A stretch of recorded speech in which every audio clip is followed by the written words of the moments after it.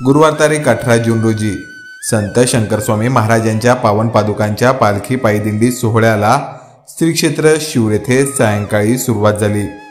भक्तिभावाच्या वातावरणात वारकऱ्यांच्या गजरात पालखीने प्रस्थान केले।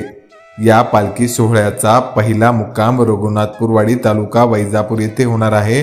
यानंतर पालखी लासूरगाव, तांदुळवाडी, प्रवारा, संगम, उस्थळ, घोडेगाव, धनगरवाडी, अहिल्यानगर, रई छत्तीसी, कोकणगाव, डाकू, निमगाव, करमाळा, वरकटणे, सातोली, अजगर वस्ती आणि होळे या गावांमधून मार्गक्रम करत आषाढ शुद्ध एकादशीच्या पूर्वसंध्येला म्हणजेच 4 जुलै रोजी श्री क्षेत्र पंढरपुरात पोहोचणार आहे।